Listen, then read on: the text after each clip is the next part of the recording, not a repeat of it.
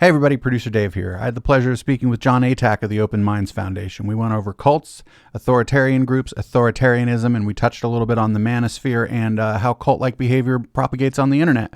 Hope you enjoy this. Check out the Open Minds Foundation. Jon Atack's work is very valuable to what we do here. We're polemicists and trolls. They're doing the hard work. Okay, so before we get started here, why don't you introduce yourself to the people watching and listening? Let everybody know kind of what you do and, just what Open Minds Foundation is and how you became to be involved with it. Yeah, well, I'm Jon Atack. I had a period in my youth involved with the Scientology group, though not at the core of it, luckily for me. I then spent a dozen years helping people who'd left that group, who needed a little bit of unscrambling, studying the history of it, help people with about, 150 court cases, a couple of hundred media pieces. Then in 1996, when I got tired of being steamrollered by Scientology, I moved off and started researching the general field of influence and looked at terrorism and gangs and human trafficking and pedophile grooming and all sorts of things, and came to realize that similar elements are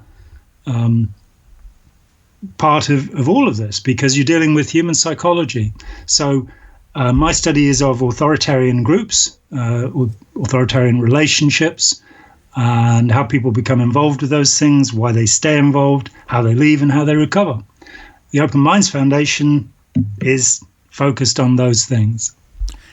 Great. And I just wanted to let you know that since our conversation, I've pretty much read and looked at everything that comes out from the Open Minds Foundation, because if anybody's checking us out for the first time, a little bit what we do around here, we kind of take the piss out of what we see are like cult-like groups on the internet. And of course, Scientology, because I have some history with them, having lost a friend to the cult in the early 2000s. But when stuff from your organization comes out, like just blog posts or any videos you do. Oh, by the way, the video that you and your son did was fantastic. It was super funny. Oh, thank you. I was super. Just pass that along to your son. That was good stuff. I will do. Little more tongue in cheek than your usual work, and I liked it. So, but yeah. So for what we're doing, being able to spot some of the properties of a cult according to someone other than ourselves is like a really good resource for us, because you've done the work. Like I haven't done the work that you've done. I'm just a polemicist, and it's just really, really useful to have all of this work from the Open Minds Foundation to refer back to when I'm trying to figure out what aspects of a control group am I looking at, and maybe what isn't there, and is that an important part of the thing I'm looking at? I've used the concepts that your group is explaining, talking about everything from Scientology to chemtrails to the flat Earth movement to certain cults of personality on the internet, and it's just really, really useful stuff. And I can't thank you enough for your work. I know that it's not easy, and it's probably thankless, and I know that you've suffered abuse from the cult of Scientology, and it's probably to some greater or lesser extent ongoing. Is that fair to say? Well, Scientology came after me for 16 years, the 12 years that I was involved in working with former members, and then for 4 years after that, just to make sure. And that pretty much died down around about 2000. I occasionally blog for the Underground Bunker, Tony Ortega's Underground Bunker, which is the best resource on the internet for news about Scientology.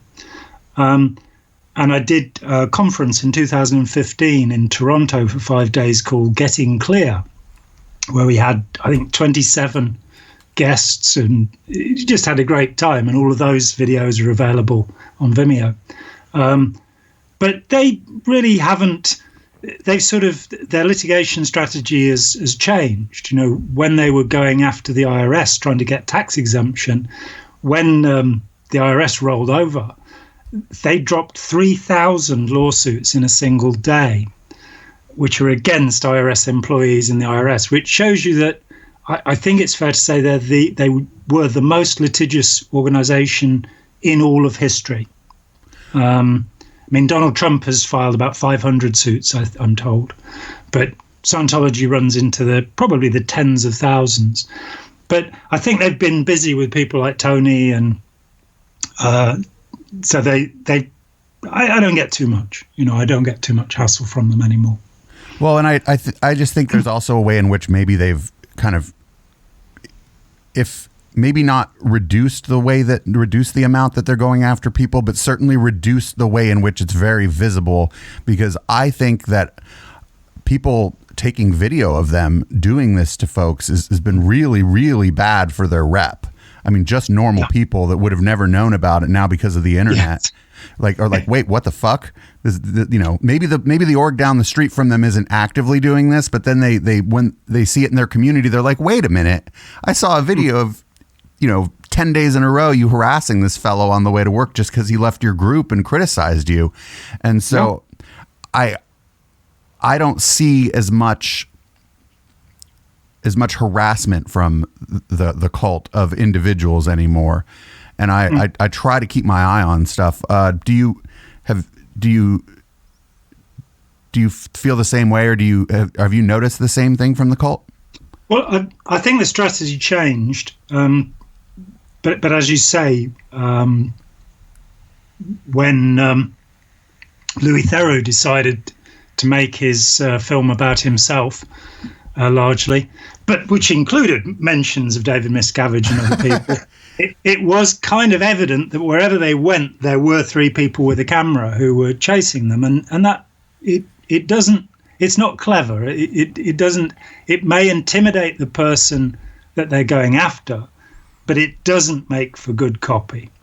I think what is true, however, is in June 2015, there was a case involving, I believe, a private investigator who was found guilty of having gone into Tony Ortega's email and another critic of Scientology's email. And the FBI were not willing to go any further with the notion of connection between these things. He was sentenced. But I think there is this danger, because they've sort of outsourced their harassment. They, rather than having what used to be called Branch 1, which would do covert data collection, which was the illegal stuff for which 11 of their members were sent to prison in the US, they said, well, we'll farm this out to private investigators. And they had the notorious Gene Ingram working for them for some time, who'd been thrown out of the LAPD. And was a scumbag, if you'll excuse my use of the expression. He came to my parents' house, and my father was in his final illness, and got doorstopped by this guy accusing him of saying that his tomato plants were cannabis and all of this sort of stuff. He was a mean and vicious man. But so they can therefore put the same way that organised crime functions, you put a little bit of distance between you and the people doing it. So I would be cautious. I use DuckDuckGo for my searching. I use Proton Mail for my serious email, because I'm very aware of just how easy it is to get into somebody's email and see what they're doing. And then you don't have to harass them, because you know where they're going and what they're doing and what their strategy is. So that may be happening. I don't know if it is, but it may be.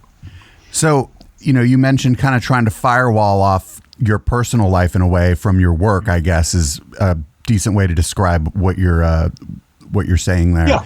And we have to do that too. I'm pretty public now. I'm putting my face on our channel and whatnot, but certainly the rest of the members of this organization do what they need to do to firewall their life off, because we're not too worried about Scientology. Although if they tried to come for us, that would be the best thing that ever happened to us. Do you know how many people would start watching this show if the Scientologists were following us around, man? But the conspiracy. I'll see what I can do for you. I'm sorry. Go ahead. I'll see what I can do for you.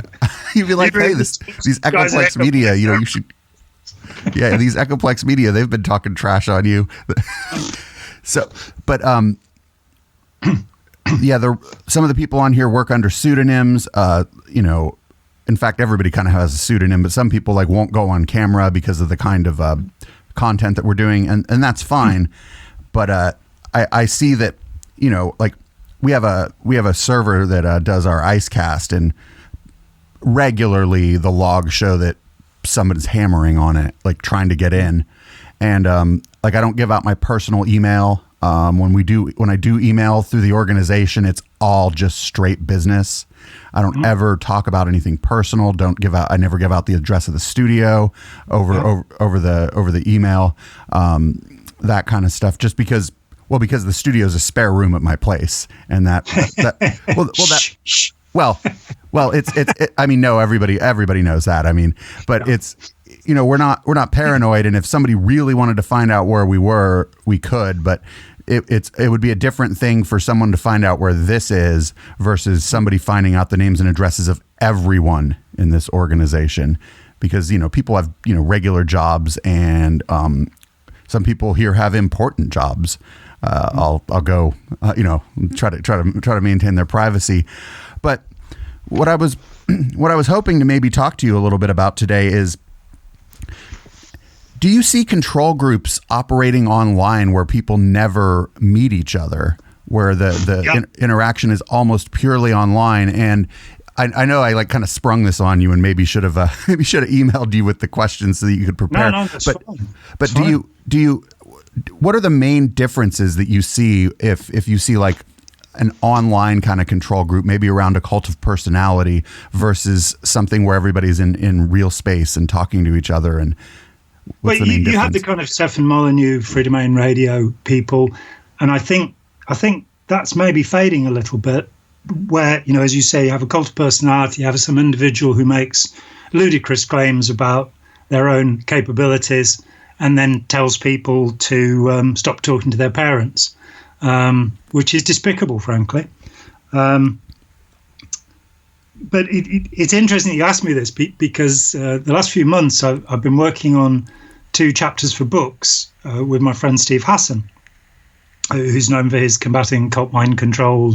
He's been a leading expert on cults for the last 30 or 40 years. And the first is a chapter for the Oxford University Press, which is about lone actor terrorists. It meant that I had to study the life of Elliot Rodger, who was an incel, or involuntary celibate, and is known for murders on the streets in, I think it's Isla Vista, near Santa Barbara. And looking at how he was, if you like, groomed online without anybody doing the grooming. We then looked at Dylan Roof, and yet again, the same thing, that we were looking at lone actors. These were people who had come to a determination about what they were going to do in the world without somebody telling them what to do. Now, historically, and we spent months looking for people who we could say were not connected to an organization. Timothy McVeigh would be historically the most obvious character, the Oklahoma city bomber. People who developed an idea through contact with a dogma. It's what Robert J. Lifton called the text as guru. And this is the thing that's starting to alarm me a little bit, that with the echo chambers that are set up on the internet, with people only looking into their own little world and taking in nothing that gives them any cognitive dissonance, that upsets their way of thinking, or that assaults their confirmation bias, their my side bias, that thing whereby we take the stuff we like and reject the stuff we don't, that this is actually developing sort of leaderless cults. The other idea that's come into that is an idea that was actually developed by a member of the US military in 1961.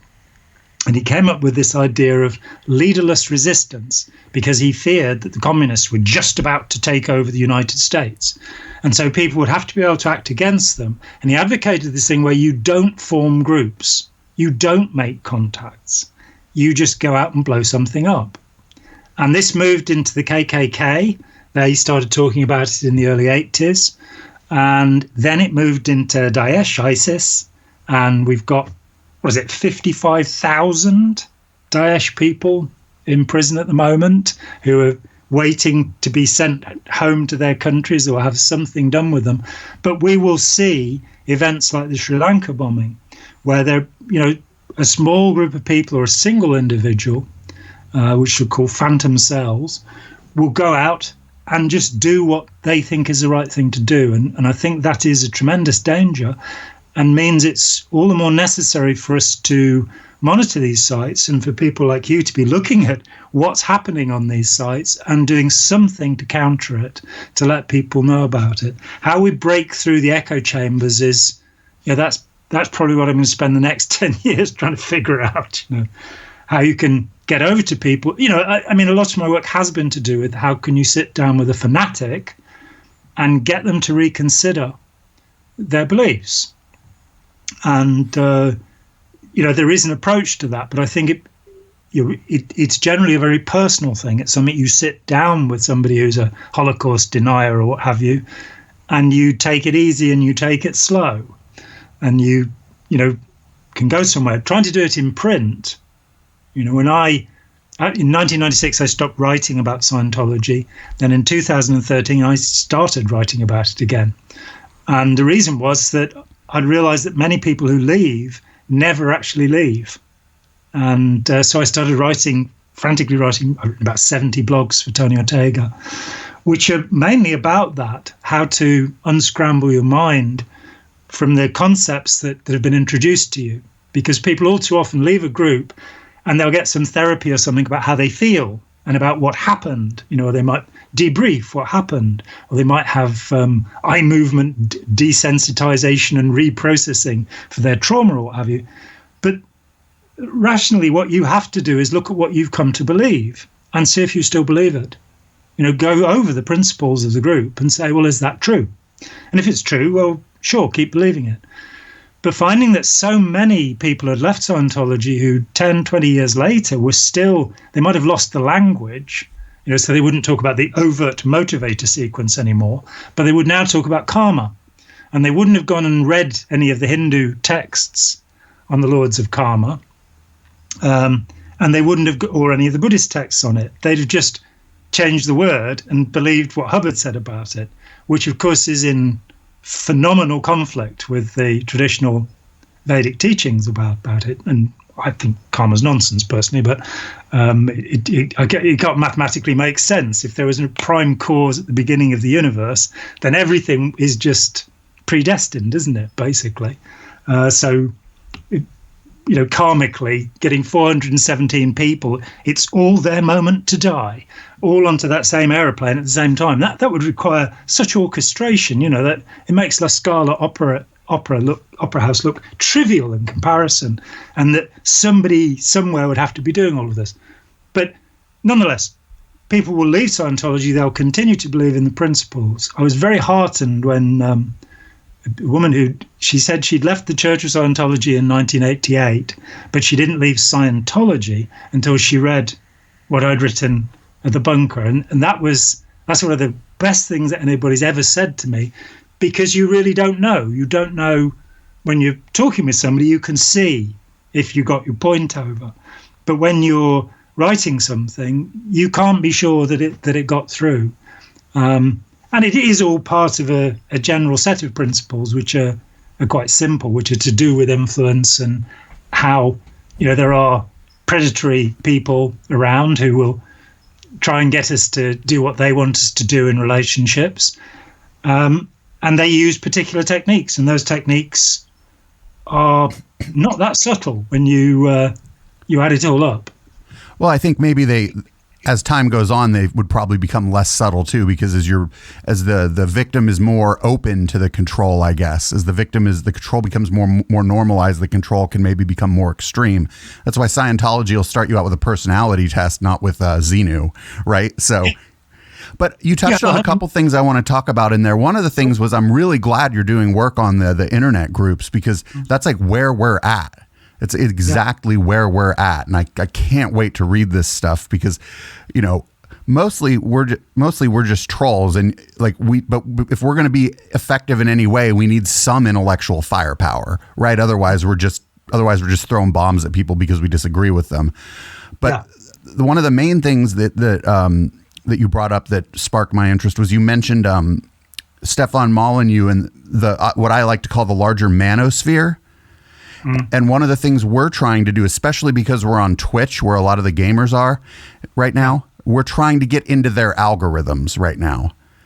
It's bringing us a lot of abuse on our YouTube channel from those kinds of people. But I think the only way that we're going to have any impact on them is going to be to get into their search algorithms.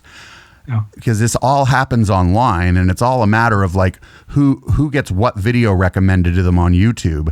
I recently spoke with something called Honey Badger Radio, and their fans are a cult for sure. There's leadership who does the radio show, and then there's devotees who they said things that were factually incorrect in our discussion. They had historical facts wrong, like off by 100 years on voting rights stuff. Like one of the claims they made was in the United States before women had suffrage, the only white male property owners could vote, and they were off by almost 100 years.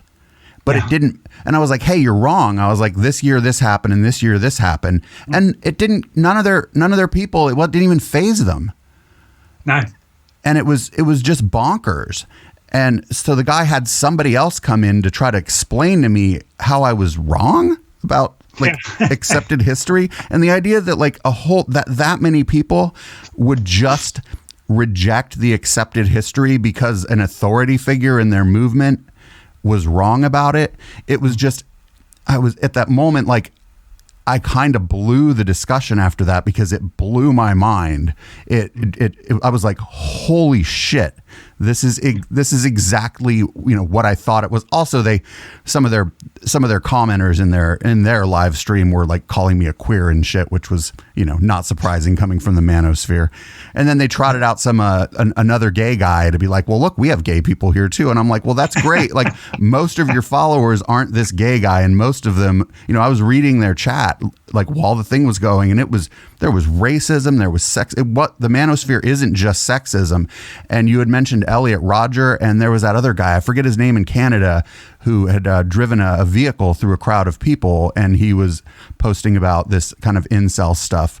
And that there are communities within that are very structured and very hierarchical, usually around someone like a Stefan Molyneux, or in a smaller way, this radio, the YouTube channel, this radio show or whatever that I talked to. And I just don't know that had I talked to them, 2 years ago, if I would have had the knowledge to really like go at them in the way that I did. Because I didn't know what I was dealing with. And the Stefan Molyneux thing, if you look at him now, he was like an anarchist. That's just a political position. People believe all kinds of political stuff, right? And but then he went to that. He called it defooing. Yes. Where you get people out of your life who don't agree with you, and from the family of origin. Yeah, that's fucking Scientology 101 right there.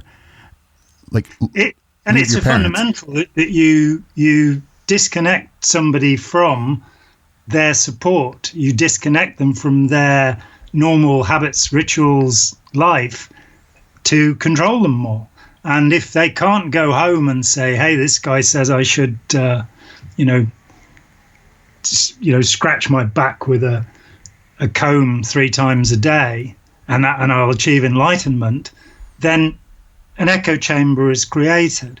There's an important point in Robert J. Lifton's 8 Criteria of Thought Reform, which you can find them on. You can find them all over the place, but you can find them on the Open Minds Foundation site too, where he talks about ideology over experience or doctrine over person. And this is the point where somebody is willing to believe something that's in conflict with their own experience. It's that bad. So when I was involved in Scientology, I happened to have met several psychiatrists, and I had a friend who was a psychiatrist. And so when Ron Hubbard said, oh, they're all evil, they're in a conspiracy to destroy everything in the universe, I never accepted that. But it would have been quite usual to say, oh, well, because Hubbard says it must be true, so therefore my experience, my understanding of my own experience is wrong. Now, you have this bizarre situation where you have authoritarianism in the world, and that you have authoritarians, and the word can mean either somebody who imposes control on other people or simply somebody who believes that control has to be imposed on other people. At its worst, this becomes Nazi Germany. North Korea is a reasonable example of it too. And that whole sense of having authorities in your life who determine what you think and say, that's the enemy. That set of thoughts that say, you should just do as you're told, you should just believe it and shut up. Let the doctrine be in charge and just submit to it. That's the most significant danger in human history, I believe. That's what causes wars and causes terrorism and causes crime, that we are not able to take agency for ourselves. We're not generally able to say, what do I think about it? And go and check things. We very quickly adopt some belief and then go and, bash other people about the head with it, rather than entering into debate and discussion, which is a much better way. But it's not the way of educational system, so people don't learn it. Yeah, it's it's interesting. It's interesting, talking about these things. I don't get to talk about this stuff in like more depth usually, just in the context of the people I'm talking to. Even the anti-conspiracy theorists and anti-control group people just aren't. They're coming from a different place. They're coming generally from closer to my place. But, it gets really muddy when, you say, you say, oh, well, you think that person is an authority and now you're listening to them. And then, I find that a lot of conspiracy theorists will conflate the idea of citing a reputable source with just deferring to authority. And so it gets really, really murky sometimes if somebody has kind of the faculty to talk around in that circle where they're like, well, you're just believing what you're told by, Scientific American, or in this case, maybe by Jon Atack, and it's don't get me wrong. You cite your sources and you make, I think you make pretty cogent arguments, but it gets really murky when you have people who they'll say question everything, but then you question them and they're like, oh, no, question everything else. Don't question what I just said. And it gets super frustrating when you're trying, at least when I'm trying to talk to somebody, and it's a double standard, especially if somebody's involved deeply in a cult of personality. I'm immediately coming to mind also is Jordan Peterson. Oh yes, always. Yeah. His fans, it doesn't matter what he says, it's right. I remember talking to one of his fans about a time that he said that you can't quit smoking if you don't take mushrooms. And they're like, oh, well, that's true. And they sent me an article that said that, taking mushrooms, and it was like a study of very few people. And I didn't see the original source of the study. And it was like, well, no, this isn't a peer reviewed study. Like, but the problem, if only I'd known this when I quit smoking, well, I don't know how I managed to do it. There was no, does he mean regular mushrooms or psilocybin mushrooms? I'm talking the active ones. Psilocybin. Well, I've never taken psilocybin mushrooms, and yet I managed to stop smoking. Yeah, it's where somebody inverts. Lewis Carroll says, "I say what I mean, and I mean what I say, are not the same thing." And people invert and think that they're saying something rational. On the idea of authority itself, there are two kinds of authority. One of them is rank authority, and the other is expert authority. And people conflate these things so that when somebody seems to have expertise in a particular area, they will then give them rank authority. So they will just believe everything they say. And in cult groups, that gets to be, so for example, so many of the groups out there will start you off with a little bit of meditation.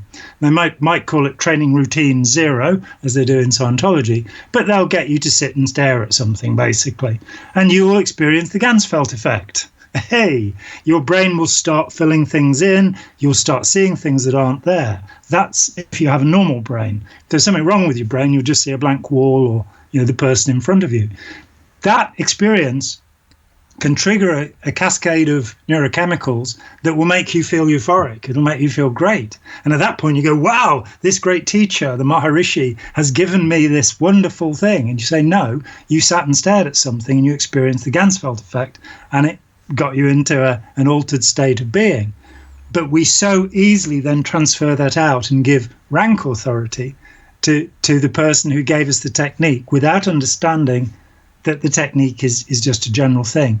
It's the same with information that somebody gives me, somebody was saying to me that when he got into Scientology, he didn't use a dictionary. And so he kind of was really pleased that age 17, he'd been taught to use the dictionary. And I said, well, we had one in my house. We knew what they were for before Ron Hubbard came along.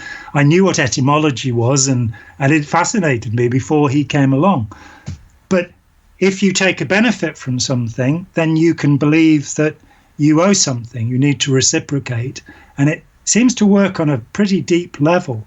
So Jordan Peterson says something about weasels or whatever type of animal he's attacking at the time. And as you say, there's this urge to comply, this urge to belong, this urge to be like other people. I absolutely love the work of Erich Fromm, who was a psychologist, German psychologist, writing in the 30s, 40s, on into the 60s. And he wrote a book in 1941 called Escape from Freedom, which is about, he'd left Nazi Germany, he'd got away, and he's in New York, and he's sitting and he's looking back at this, and he's saying, I think it's getting worse, but about 60% of the population don't really have a self. They have a pseudo-self, which is, am I doing the right thing? Am I fitting in? Am I doing what I'm meant to do? Is my tie the right color? Everything in their lives is about complying, which you can understand. It's an aspect of our herd behavior, to fit in. But individuality and originality are lost, and people lose themselves under some authority, some dogma, some doctrine, rather than thinking. And that's not, and I mean, that's not to say that there aren't things that we do to fit in that are positive, right? Like you don't treat your neighbors really bad because maybe you don't even like your neighbors, but you know that it's just bad to do it, and that other people aren't going to like you if you're kind of a jerk to everyone. So like, it's not always that doing things to fit in is bad. It's that like, it's when everything you do is to fit in. Absolutely. But I mean, hopefully you get on with your neighbors because you're a nice person, not because you're trying to do anything, but that could be even completely selfish though, because if you need a hand with something, right, the person closest to you is highly convenient. So there's no upside to having a bad relationship with your neighbors. But in a control group, a cult, or just a little internet forum that feels like a cult, you do feel an upside. You're right. You feel like you belong. You feel like you agree with everyone in the group, and you feel like reinforced, even if the thing that you believe didn't come from yourself in the first place. Yeah, that sense of belonging. I spent much of my life from the age of 17 well into my 50s, right through Scientology, believing in the concept of enlightenment, which I think is the bane of my generation. It's what all those rock operas are about, Tommy and SF Sorrow and The Point and The Lamb Lies Down on Broadway and Tales from Top. We were all chasing after that. We were seekers. And I was in my 50s, so I left Scientology when I was 28. When I finally sort of went, this serenity, this equanimity that this promises, this state of satori or enlightenment, isn't what I want. It was like the realization that Buddhism and Christianity, in saying that the best people should be celibate, were actually involved in a kind of piece of eugenics, that they were actually taking the brightest and best people out of the culture, so they weren't breeding, which is not a clever thing to do. So you get in this same sort of tangle. Yeah, that makes sense. That makes sense. So I wanted to move on to, I wanted to talk a little bit more about the work you're doing on the internet groups and control groups, because that's just like right where we're at. And for example, a lot of the conspiracy movement to me sometimes looks like a cult, but in that, instead of like a main instead of like a main leader, there's a lot of little kind of almost micro celebrities. Yes. And it's almost like a mesh network of cult leaders and like, I just wonder, and I know that you're still doing work on it. Like, is there an appreciable difference where maybe there's a mesh network of smaller celebrities versus where there's one guy, like a case like Stefan Molyneux or L. Ron Hubbard? What's interested me is the leaderless idea that when you look to Dylan Roof or Elliot Rodger, as I say, we carefully selected after, you look to say somebody like Anders Breivik, and there's nothing you can say about him because he's a nutcase. Right. It's plain and simple. So with both Dylan Roof and Elliot Rodger, they seem to be relatively rational. Elliot Rodger, indeed, was quite a clever young man. But they got hold of something poisonous that was then exaggerated through the internet. Is it the Concerned Coalition of Citizens, the conservative group over there? I think that was who Dylan Roof first met, and they are anti-Semitic, they're homophobic, they're generally racist, and those ideas almost infected him. So he, in his own personal statement, which you can still find online, it's called The Last Rhodesian, and it's only a few pages long, and it's very unpleasant. He's basically saying, there's a point where he says that he's read hundreds, I think it is, of accounts of happy slaves, and that slavery was a good thing, So having looked at documents that come from that period in history, and having seen photographs of the scourged backs of slaves, I'm afraid I can't agree with him. But you get an echo chamber situation where only that which agrees with me is real. And so individuals then become tainted by believing what they want to believe. I want to believe. There it is on the wall behind you. Oh, yeah, the people on the feed can't see it because my camera is cropped out. But yeah, when I full screen, it's funny because I do want to believe, I just don't. Yeah. You know what I'm saying? Yeah. Like, it's a neat idea, and I really like the X-Files. Almost every person, I'll use the word skeptic, even though I don't really like the skeptic community right now very much. But almost every skeptic I know loves the X-Files, right? We identify with Scully, but we like Mulder.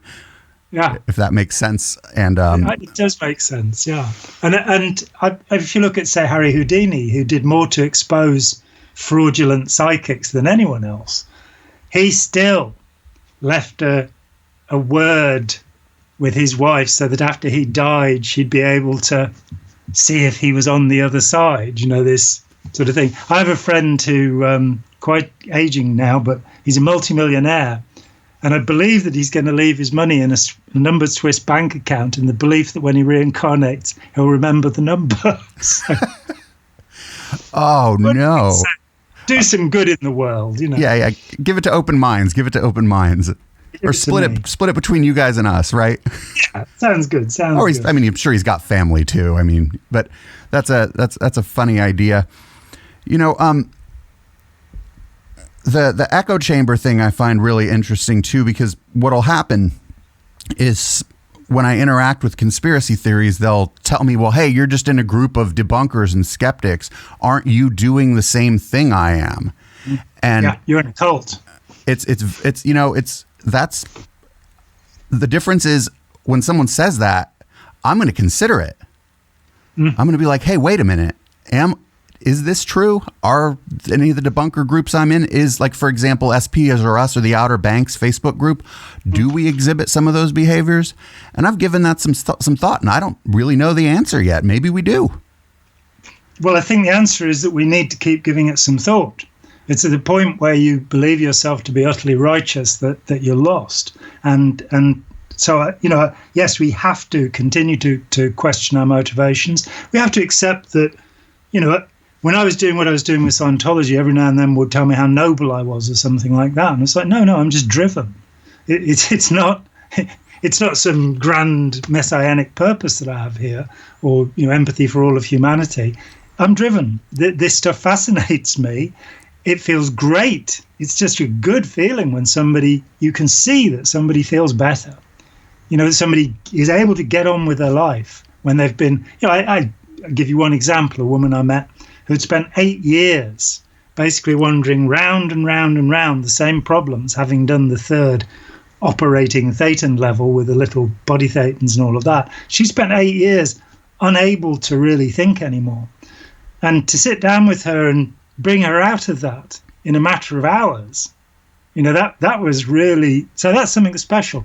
So I accept that I did what I did, to serve my own needs, because it gives me something back that's valuable to me. And so I don't, I haven't quite, and I do not like the idea of gurus. I do not ever have this idea that somebody is a great authority and everybody is down there below them. There have been a few remarkable geniuses like Ibn Sina, Avicenna, who is basically at the foundation of all Western science, but because he's a Muslim, we better not mention him. Or Leonardo da Vinci or Einstein. There have been some remarkable people, but there is no perfect human being. And as John Stuart Mill said in On Liberty, we have to listen to everybody. We have to take account of everything that's said. And by being a community of learning rather than, a great authority, above the community, we can all change and find something out along the way. And I must say that's very much my experience. When I started writing for The Bunker, a guy wrote in and he said that doing the training routines, which you do early on in Scientology, he'd actually had the feeling that it was turning him into a sociopath. And that thought sent me off, and this was about 6 years ago, really made me think and go, that's so true, that you are losing empathy, that you are, doing things for yourself, rather than for other people. And then I'd already read Flavell Yeakley's work, which showed cloning within cult groups, that members of groups, and he was given access to the Boston Church of Christ because Kip McKean was insulted at being called a cult. And so he was allowed to do personality tests, proper ones, on 900 people in the group. And he found they pretty much had the same personality. And so he then tested some Moonies, some Scientologists, some members of the Way International, I think some Krishnas, and congregations of regular Christian churches. And he found in the regular Christian churches, there was the whole range of the 16 personality types. But each cult group he looked at, they tended to clone. And when asked, how would you like to be in 5 years' time? He asked, how were you 5 years ago? How are you now? In 5 years' time, these people wanted to be identical with one another. And that identity was their conception of the leader. But of course, that conception was always a misconception because the leader is thought to be a good person. And the reality, when you dig into the background of somebody like Rajneesh or Sun Myung Moon or Mahesh, who people insist on calling Maharishi, which is a title he gave to himself, great teacher, they're not highly scrupulous people, and very nasty things happened around them. So people are cloning themselves upon an idealized image, of the cult leader. And that idea of authority becomes essential. What I most want to do at the moment, we started this Opening Minds YouTube channel, and Opening Minds is a separate initiative from the Open Minds Foundation. The Open Minds Foundation is a charitable organization with tax exemption in the US, and it's looking to fund scientific projects, documentaries, large-scale things. So I sort of went on sabbatical in February. I'm just about getting back in now, just to look at making YouTube videos and sort out, various things in my life. I have two teenage boys, one of whom you've seen now on YouTube, and I felt that I wanted to take the essentials and make them available in the simplest possible form. And that is to say, what do human predators look like? Now, we'll later on do some videos and get into the complexities of the difference between a Machiavellian personality and a malignant narcissist, which nobody really understands, or why the Diagnostic and Statistical Manual, the 5th edition of the American Psychiatric Association, no longer has the word psychopath or sociopath in it, which is kind of interesting. But we'll get into the small print later on. But at the moment, it's just sort of saying, when I was 19 and I met Scientology, if I'd read the stuff about the human predator that we can write on a single page now, I would never have got involved because it's quite obvious. The other thing is, what are the techniques that are used to seduce people and recruit them? And again, we have a little video about that on our Opening Minds channel. Because my feeling is if we can get through to teenagers and even younger children, probably from age about 11, they will recognize these things. If you understand, for example, the principle of reciprocity that Robert Cialdini in his wonderful book Influence talks about, if somebody gives you something, you feel obliged to give them something back.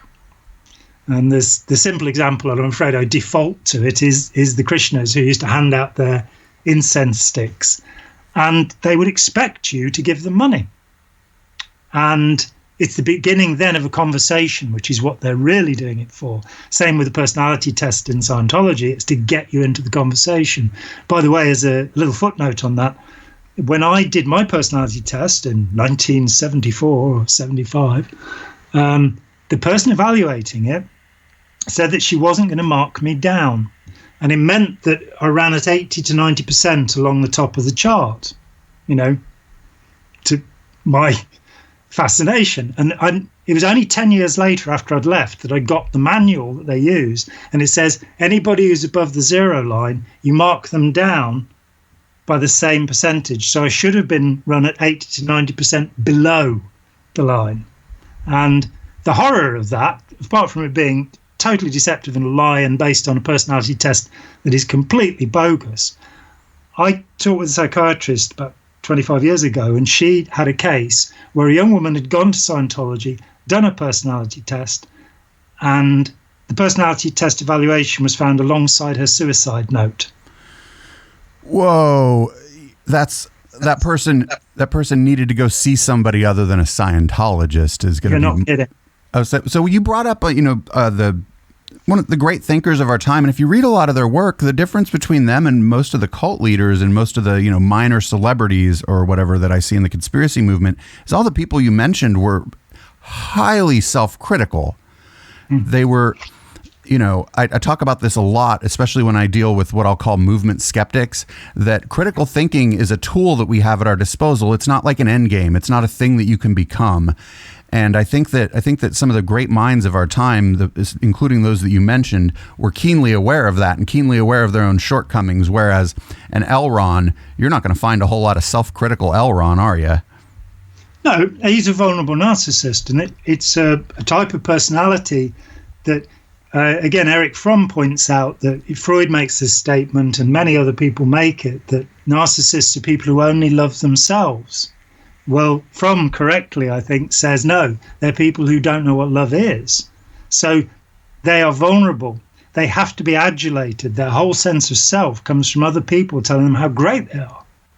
And I interviewed a number of people who were with Hubbard from 1950, one of his girlfriends then, through the 70s on into the 80s. John McMaster, who was called the world's first real clear, who saw Hubbard basically sitting and crying because he wasn't being adulated. I mean, McMaster became more popular than Hubbard was, and Hubbard was really jealous about it. Now, this guy's meant to be a super being, but in fact, he's just somebody who wants people to tell him he's wonderful because he's never managed to build a self. And I think the same would probably be true for the majority of cult leaders. They're vulnerable narcissists, as opposed to grandiose narcissists who don't care what anybody else thinks. Their inclination is more psychopathic, let's say. Okay, so before we get out of here, I don't want to take up too much of your time. What's your take on the lawsuit that's happening in the United States, where one or more people are alleging that there was grooming, sexual assault, forced labor? Basically, a lot of the things that we've been talking about for a long time as critics of Scientology and our different modes of criticism. What is your take on that? And do you have any predictions maybe of how you think it might all end up shaking out? Well, firstly, I'm not in any way involved in it, so I'm not aware of the details of the case. I've just heard that it was going to happen.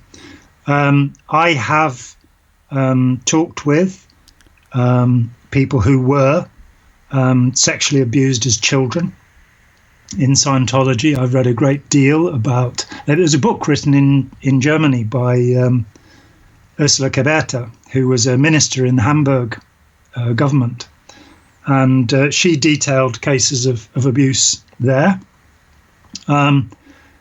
There's a lot of, if you then add in emotional abuse, which is something that is an aspect of many groups. Transcendental meditation has this fantastic reputation still for some reason. Yet when you talk to second generation TMers, they say, oh, they just left us alone for hours while they meditated. We just did what we wanted. With Scientology, there are many episodes in the past, for example, where they decided it was too expensive to keep the Children of Sea organization members in Los Angeles, so they sent them down to a scorpion-infested ranch in Mexico. I interviewed a lad. He was 14 when I interviewed him. He was 8 years old when he was at the Blue Buildings in Los Angeles. His parents were both away from there. There was nobody looking after the kids. So he said, oh, they never cleared out. It used to be a hospital, the Cedars of Lebanon. They only cleared out the rooms they were going to use. And so you could wander around and find ampules of medicine and needles and all sorts of things. And he and his friends went and played on the roof, of however many, 15 stories or something high, with no adult supervision. I've talked with someone who grew up at a point where there were 80 children with one adult looking after them. So it's something that needs to be aired. It's something that needs to be investigated. My hope is that it will be honestly investigated and that there will be some penalty. I mean, the problem is often that the penalty is financial. And, looking at the way that the Roman Catholic Church has managed to sidestep, we're now, in Australia alone, I think we were talking about 8,000 people who came forward who'd been abused by priests. 500 priests have been involved. The way that they've just bankrupted one diocese after another, these separate little pods, rather than saying, we've got to clean this up now. We've got to, we've all seen Spotlight, which is a great film about how that happened. Something similar needs to happen with each of the significant groups. I mean, any group that has a monastic order should be investigated, I believe. Any group that has enforced celibacy or any group that is, like the Catholics, homophobic, should be investigated. And it shouldn't be investigated by, people who are in the pay of the group, people who are working for the Curia. They need to bring in outside people. So hopefully, I imagine that this case will bring some horrifying revelations. Certainly, a case I know of in Australia, there is no doubt that this woman was abused from the age of 6 or 7 until she was 11. She was stopped. She went to the police. And then Jan Eastgate of the Citizens Commission for Human Rights, Scientology organization, went along and persuaded her to withdraw her statement. She went back into the house with the guy for the next 5 years. This woman has been on television in Australia, so I'm not breaching any confidentiality. The guy who abused her has been convicted, so there isn't any doubt that such things have happened, and Scientology covered it up. Officials of Scientology covered it up. Well, I think one of the things I was really, really pleased to see when this all came down is that it didn't come down in Los Angeles or Hollywood or I think Hollywood is where a lot of people say that the cult has, let's say, their tentacles into the police department. And so I don't remember exactly where the suit was filed, but I was just very happy to find out that it wasn't anywhere in the larger Los Angeles metro area. And so I think that's really important, because I know that a lot of the times when people have reported Scientology to the police, it's been in the LA metro area, and they certainly have influence over the city and county of Los Angeles. And so I take heart in the fact that it's not there. It's not, when they're, I don't even know. I guess it's their power center is Los Angeles. I know that they have bigger facilities. I'm glad it didn't happen in Clearwater too.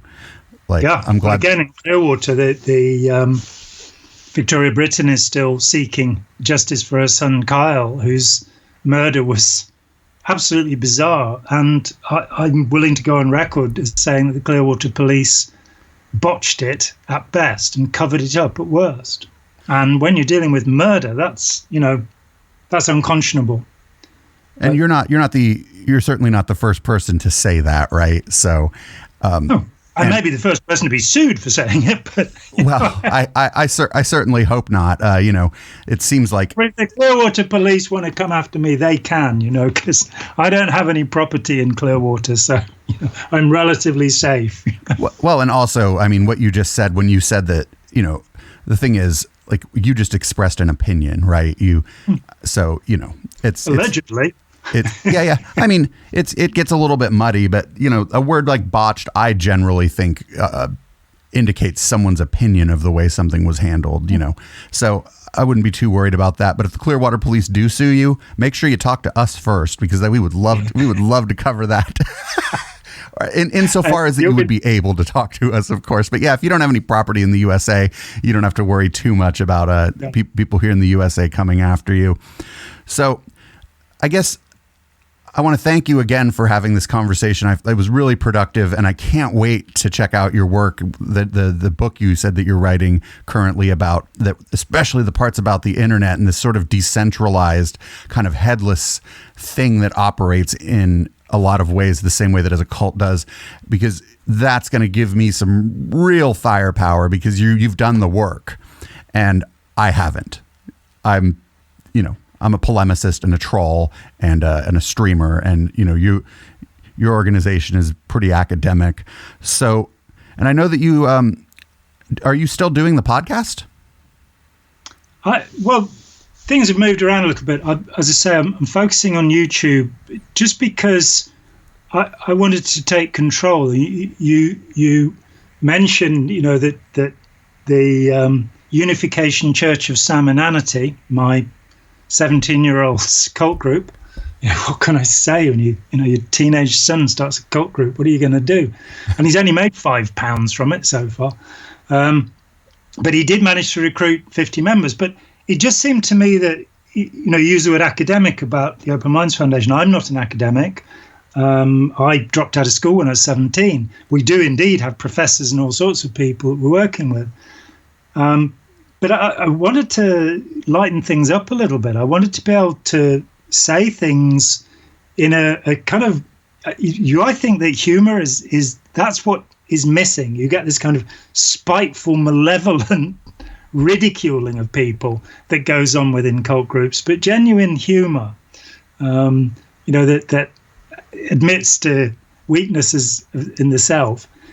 There's not enough of it out there, and I think also it's the best way to explain things, rather than some, reference number 37, see this footnote below sort of stuff.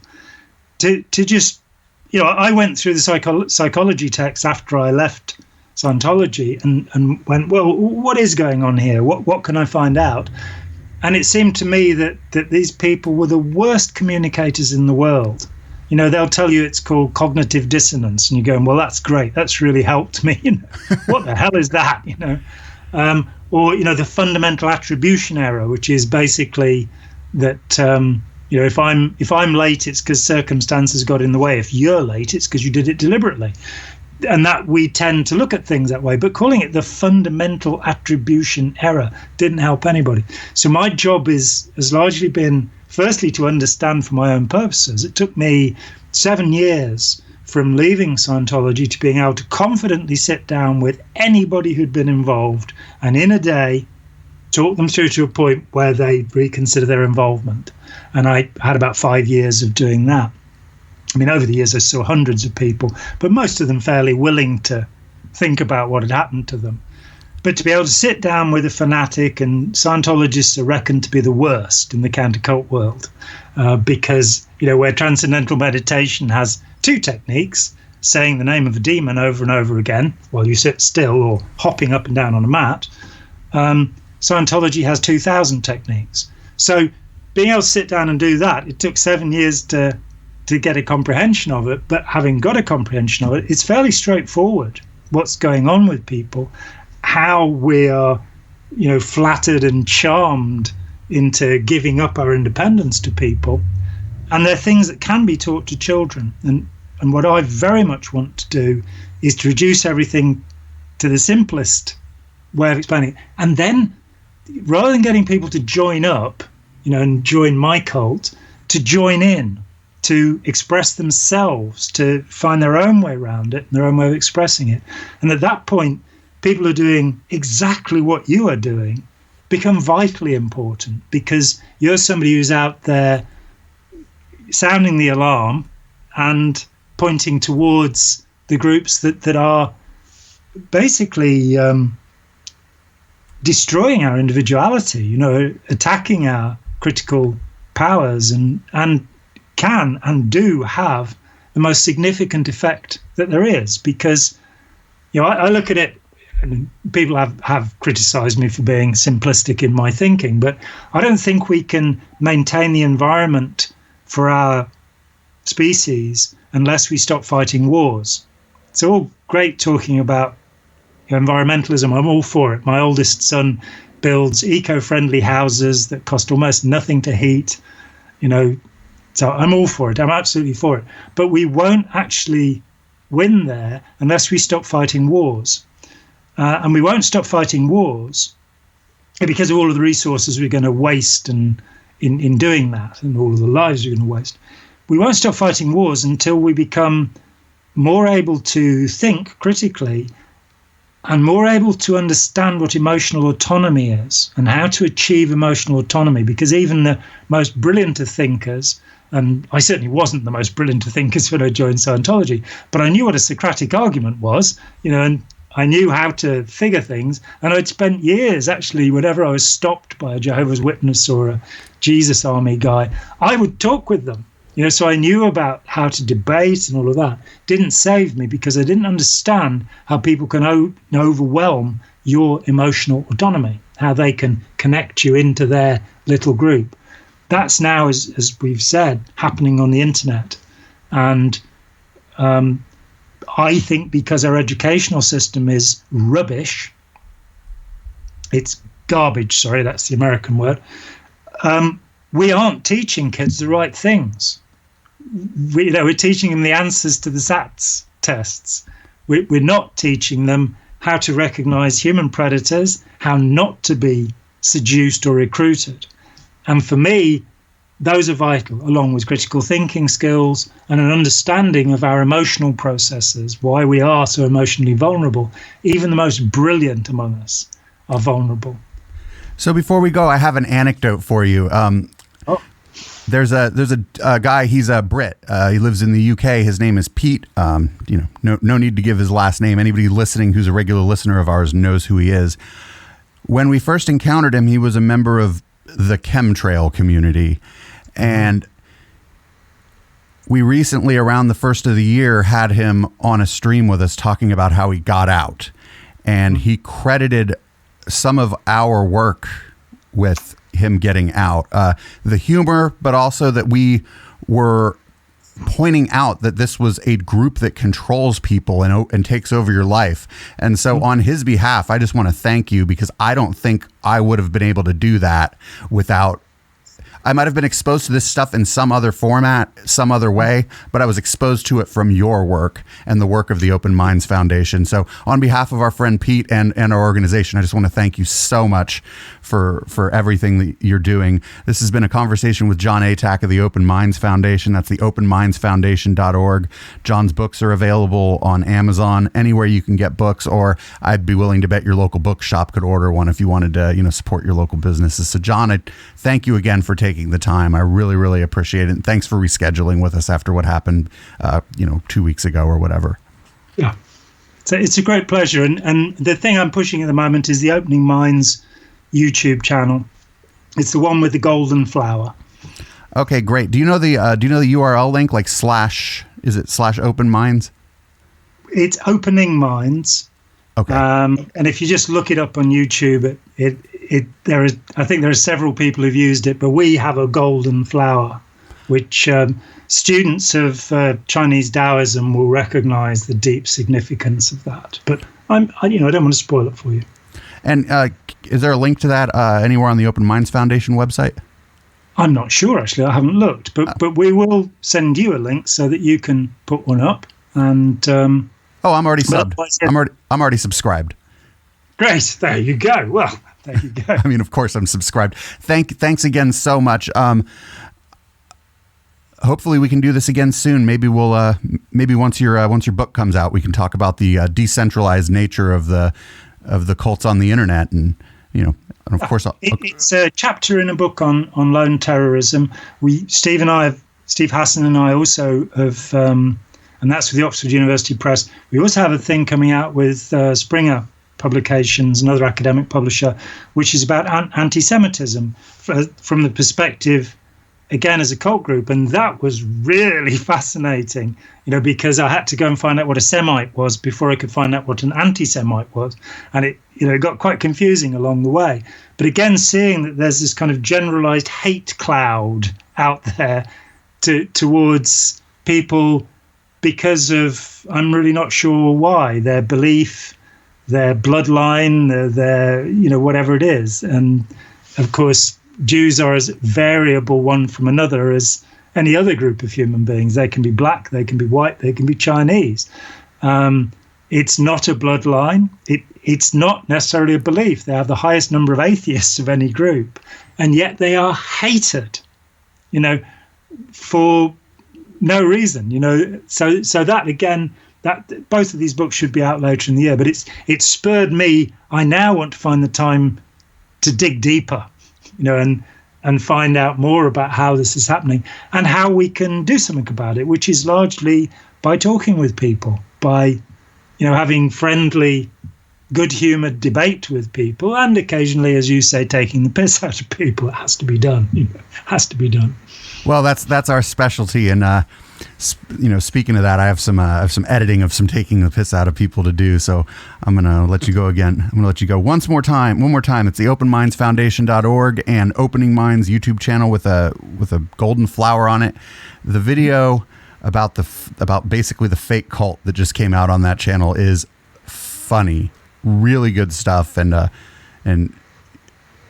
your son has the way about you that you do, and so it's you've done well there.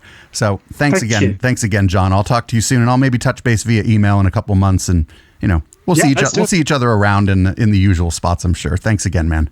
Thank you so much. That was an interview with Jon Atack of the Open Minds Foundation. He mentioned the I Want to Believe poster in the back, this way. And just check out his website, check out his work, check out his YouTube channel. He's been really cool to us, and I just want to thank Karen De La Carriere of Surviving Scientology for hooking us up with John initially. I really appreciate it. I'm going to roll a song, and I'm going to get out of here because I have some stuff to take care of. Let's go with I don't know. Let's see. Let's go with Motown by FTB. Thanks everybody for tuning in. And I'll be live tomorrow evening at 7 p.m. for the Intellectual Dollar Tree. And you can expect to see this up on YouTube pretty soon. And of course, it'll also be on our podcast feed. I'd like to thank Jon Atack once again for his time. His work is invaluable to what we do here. Well, as a matter of fact, honey, I'm going to get high again. Because that's what you do at a fucking party. You get too high, you get too drunk, you stay too fucking long. That's why they call it a party!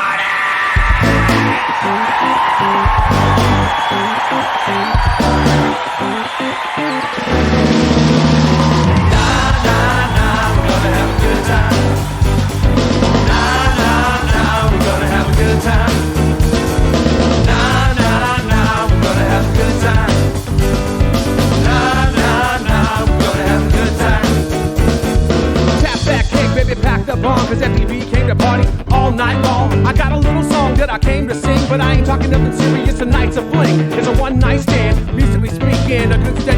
try to avoid peaking. The heights you're reaching, you're bound to come down. That's why when I fly, bro, it's level to the ground. Making that sound that you might want to hear. Before we proceed, let's get this clear. I'ma do my thing without regret or fear. Once in a while, I might drink a beer. A good steady course you must steer, and then set a solid goal and try not to veer. Anyway, I'm getting way too serious. This here song, it sounds like some silly shit. Back to the drinking and the party ahead with an audible smoke or fuck the band. We came to rock, that shit won't stop. The rhymes we drop and a race against the clock. And your eyes go beer, and my buddy's kind. All my friends are here.